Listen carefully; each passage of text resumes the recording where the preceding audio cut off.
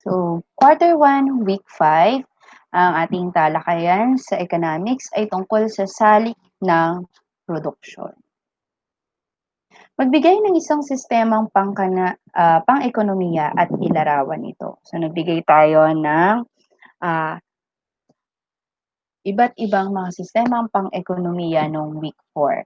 Maaaring ito ay tradisyonal, command, ah, pa malaya na pamilihan ay ang pinaghalo.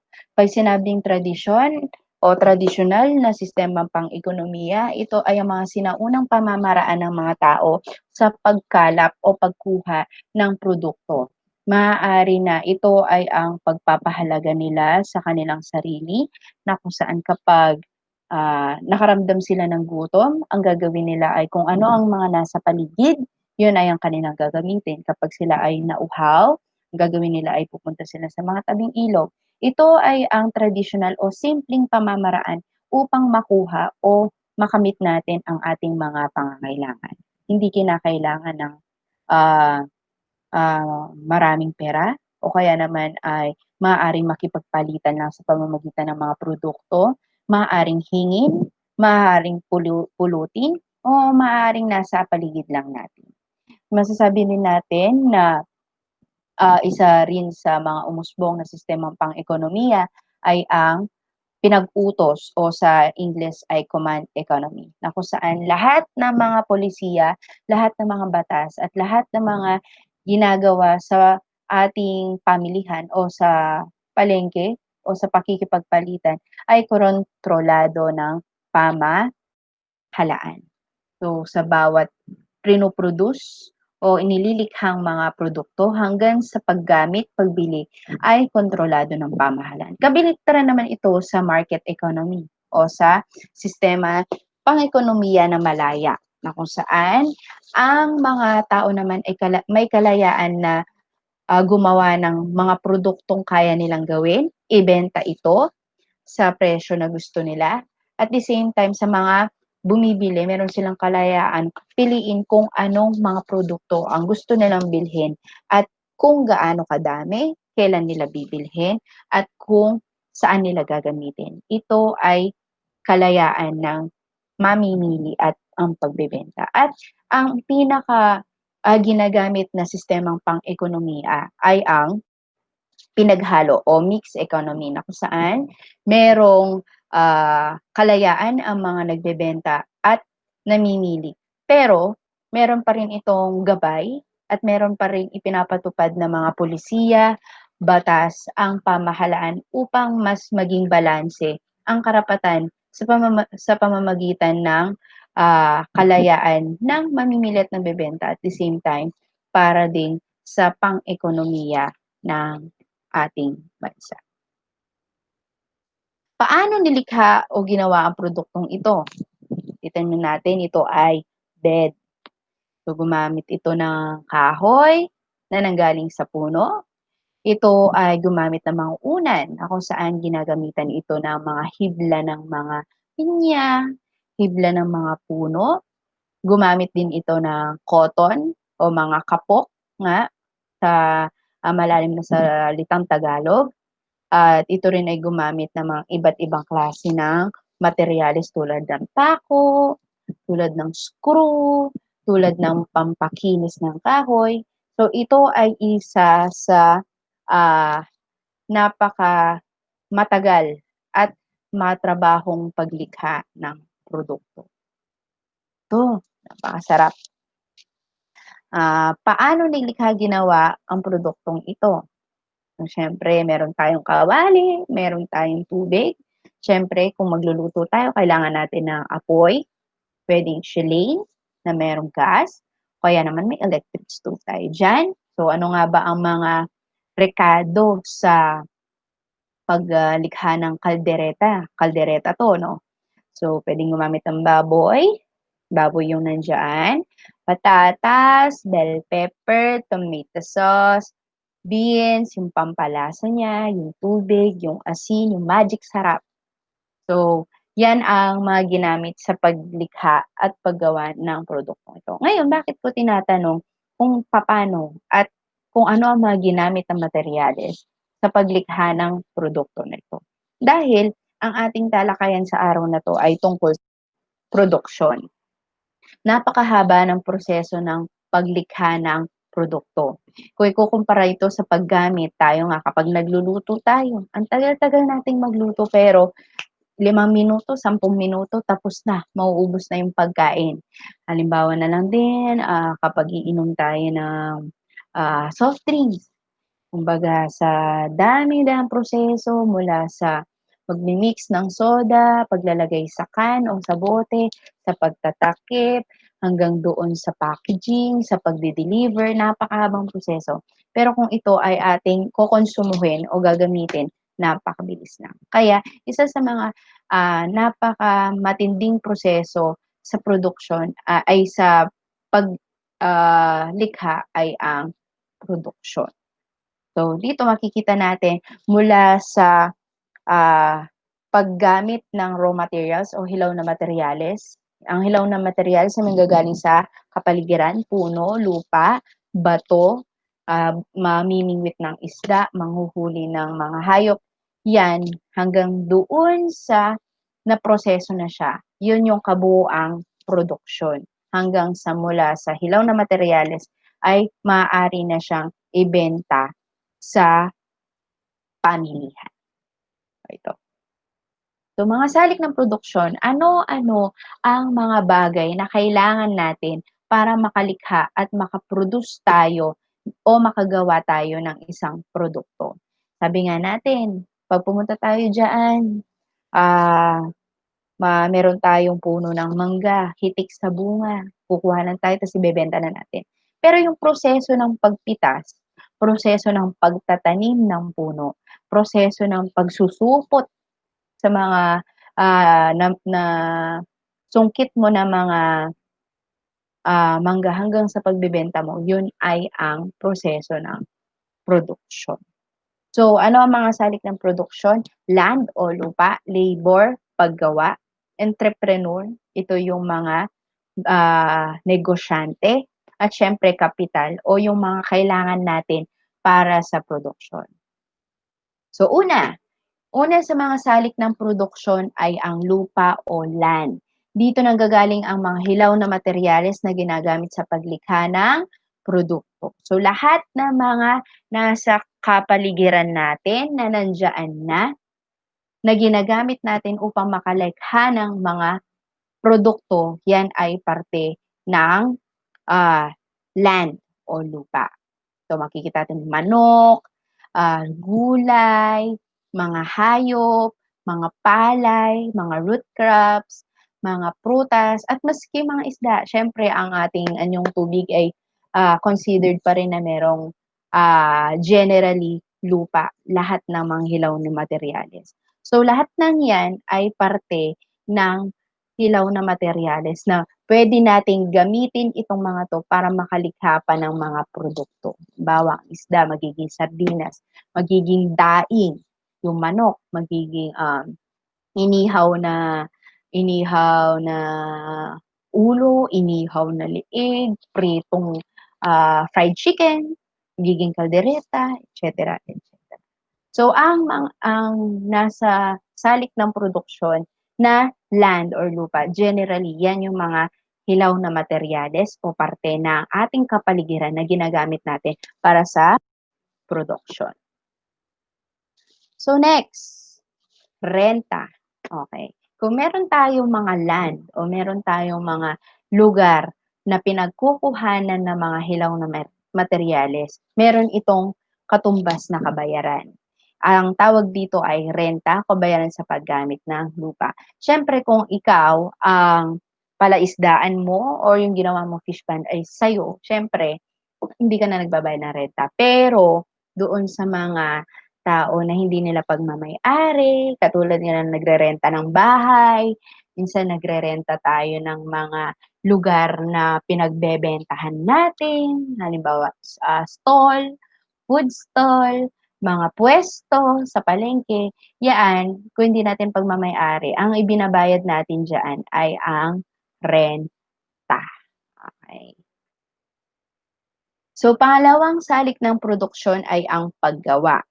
Siyempre kung meron tayong mga gamit, meron tayong mga, ipa-process o lilikhaing mga produkto, kailangan ng mga tao na lilikha at gagawa nito. At ito ay ang paggawa o salik ng produksyon na paggawa.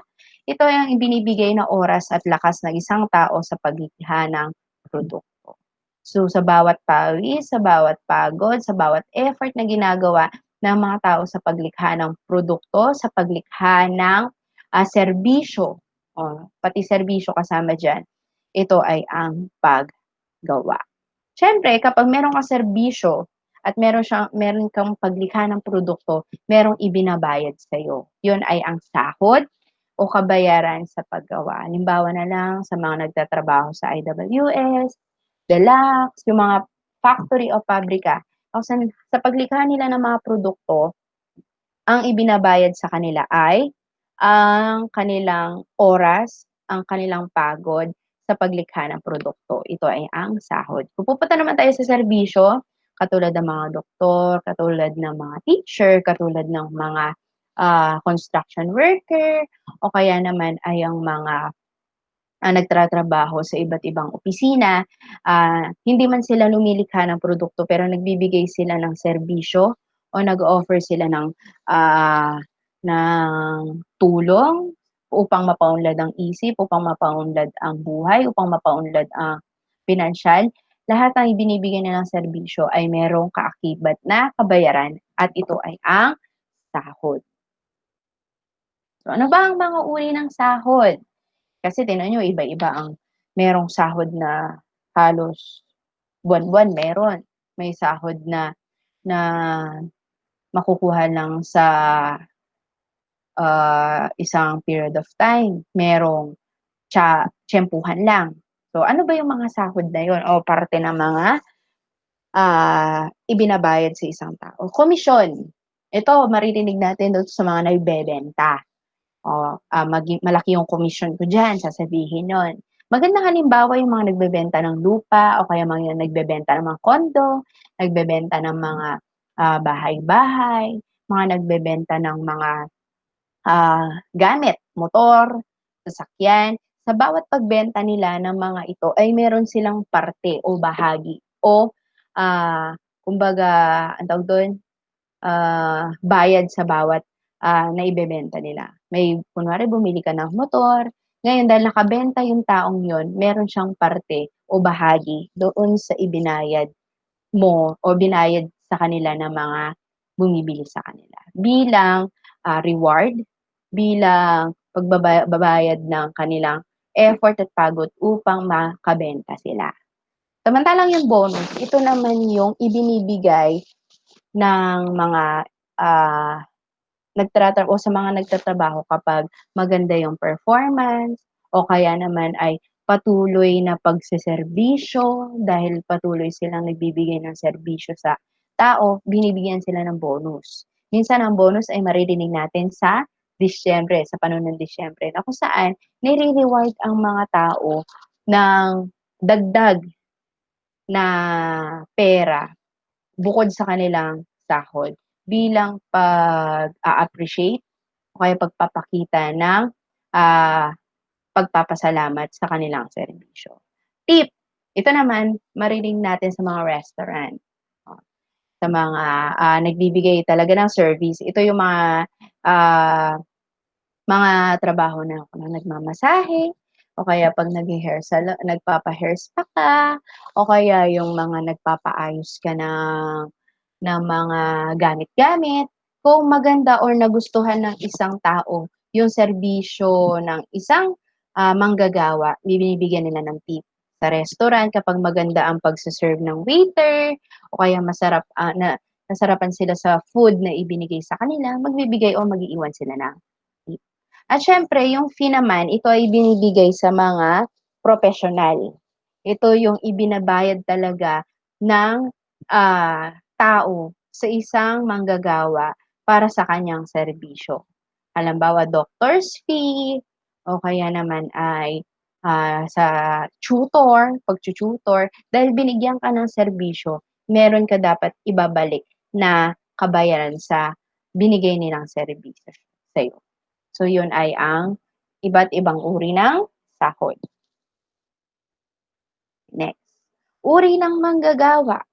So, kung meron tayong uri ng sahod, syempre may iba't ibang uri ng manggagawa. Seasonal. Pag sinabing seasonal, ito yung mga trabaho o mga ah, paggawa na kung saan hindi sila permanente.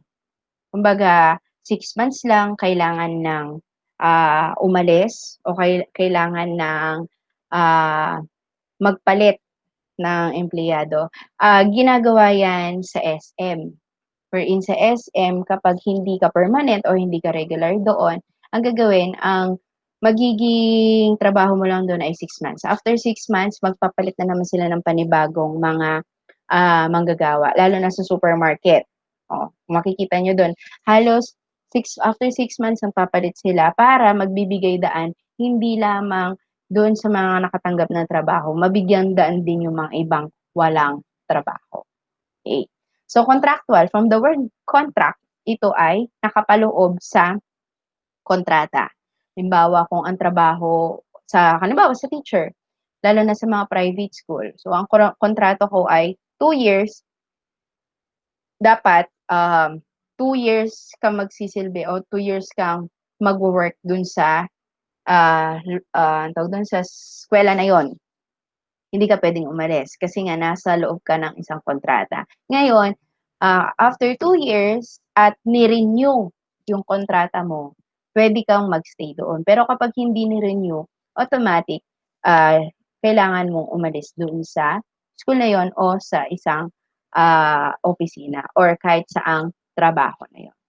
Pag sinabing casual, ito ay parte ka pa rin ng organisasyon, regularly kang nagkakaroon ng sahod, kahit 2 years pa yan, 3 years pa yan, wala ka sa kontrata, pero sa paglipas ng panahon, nagtatagal ka doon na hindi na kailangan ng kontrata.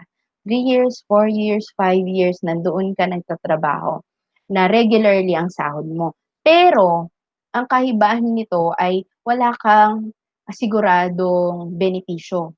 Wala kang makukuha after mo magtrabaho na so many years. Kumbaga, nagtatagal ka do'n, sumasahod ka, pero walang ipinapangako sa'yo o walang naghihintay sa'yo na benepisyo dahil sa pag-i-stay mo do'n sa trabaho na yon. Samantalang kapag permanent ka, many years, hanggang kailan mo gusto na wala kang ginagawa na labag do'n sa organisasyon, puwede kang magsasahod ka, regular ang sahod mo. At the same time, meron kang benepisyo na matatanggap sa bawat organisasyon at sa bawat panahon na nandun ka sa organisasyon. Halimbawa, bonus, may bonus ka. Kapag teacher ka at merong regalo or allowance sa 5,000, bibigyan ka.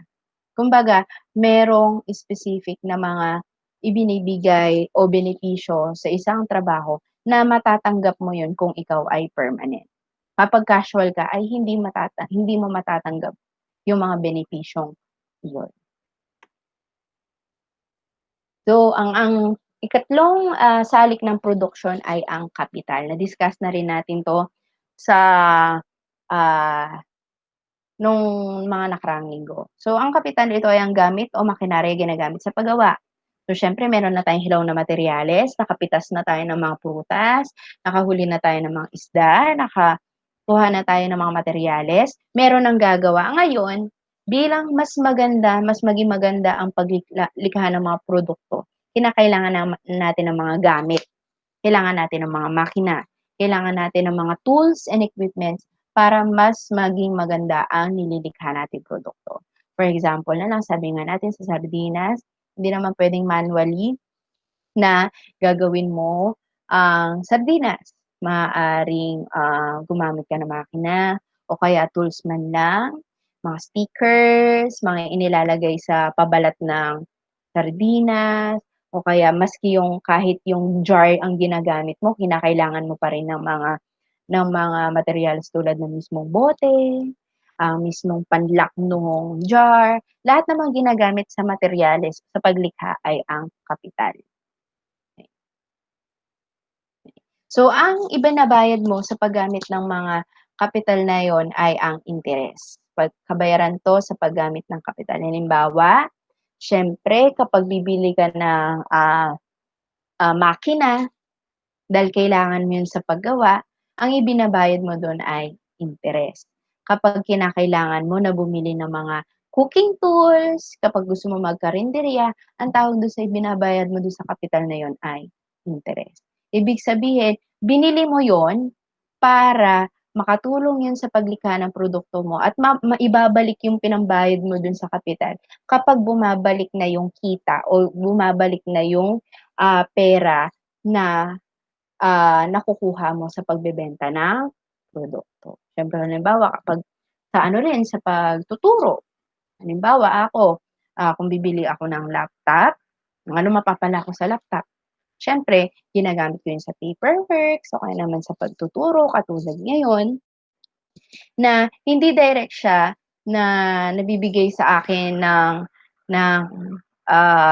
serbisyo kundi sa paglipas ng panahon dahil nagagawa ko ang aking trabaho sa paggamit ng laptop, yung pinambayad ko dito sa aking, laptop ay interes na bumabalik yun sa paglipas ng panahon na sumasahod ako, dahil nagiging maayos ang trabaho ko sa pagtuturo na dahil sa laptop na yun, yung ininvest mo dun o binigay mo na pera kabayaran ng kapital ay ang interes.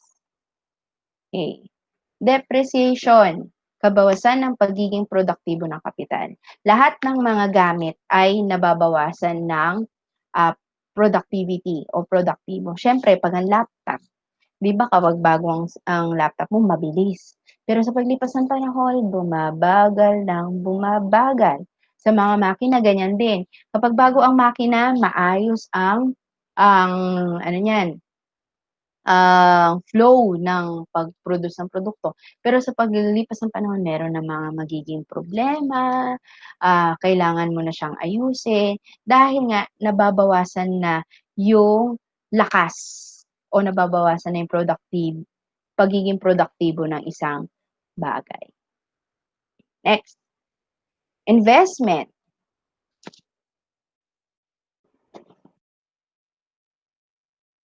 So ito, ang investment naman, ginagamit ito upang kumita sa hinaharap. So, minsan may mga interest na hindi mo pa kailangan o hindi mo pa, bibigyan ng pansin pero binili mo siya in case na magkaroon ka o kumita ka sa hinaharap. Halimbawa na yun, mag-i-invest ka ng, um, tawag dun, oven, mag-i-invest ka ng mga kagamitang pang, bake. Ayun, so bibili mo lahat yun. Magiging investment siya kasi kapag ginamit mo yung mga yun sa paglikha ng mga produkto, sa paglipas ng panahon, maibabalik sa'yo yung ibinayad mo dun sa mga yon. Kumbaga nag-invest ka, nagbigay ka ng pera na kailangan lumago. Kaya ang makikita nyo dito sa larawan na 'to, yung itinanim mo kailangan siyang lumago at yung binili mo na mga gamit kailangan magbigay siya ng pera, kabayaran dun sa halaga na binili mo. So, maaaring halimbawa 'pag bibili kayo ng motor, lalagyan niyo ng sidecar, para makuha niyo yun, yung balik ng pera mo sa pag-i-invest o pagbibigay ng halaga dun, kailangan mong gamitin yun sa negosyo o kaya naman mamamasada ka para bumalik yung kita. So, siyempre ang last ay ang salik ng produksyon ng entrepreneur.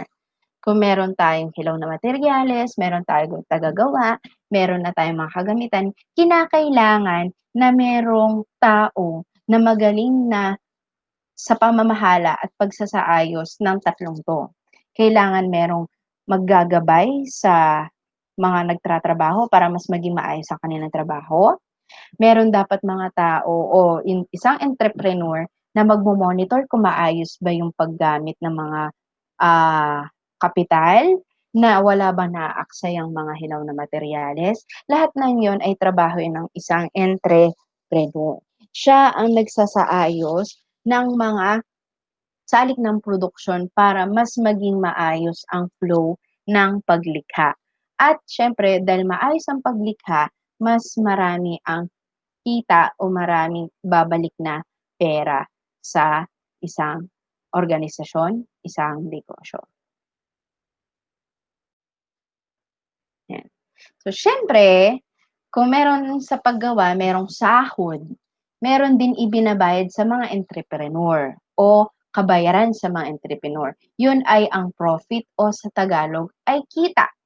Siyempre, ang isang entrepreneur o businessman or negosyante, bumili siya ng mga hilaw na materyales, bumili siya ng mga gamit, makinarya, nagpapasweldo siya ng mga iba't ibang tao. Kailangan na yung ibinibigay niya sa bawat tao na yon, sa bawat materyales na yon, ay may ibabalik sa kanya. At yung maibabayad sa kanya ay yung kita. Kumbaga, magkano yung bumalik at yung sobra dun sa ibinabayad dun sa mga nililikha nilang produkto. Ilan ang kita niya ngayon, ilan yung nakuha niyang pera sa paglikha ng mga produktong iyon. Ngayon, palalimin natin, paano masasabi na matagumpay ang isang entrepreneur? So, maaaring ito ay gamitin ninyo sa reflection nyo, maaaring nyo sagutan ito para mas maging mas malalim ang pagkakaintindi nyo sa salik ng produksyon. So, paano ba natin masasabi na ang isang negosyante ay matagumpay?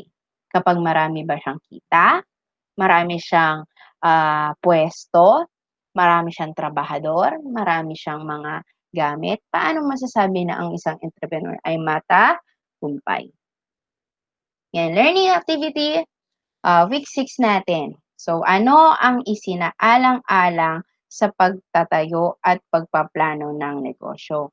Ano dapat ang isipin ng isang tao para maging maayos ang pagpapatayo at pagpaplano ng negosyo? Ito yung sasagutan ninyo sa ating learning activity na ipopost natin at i-comment ninyo sa comment box.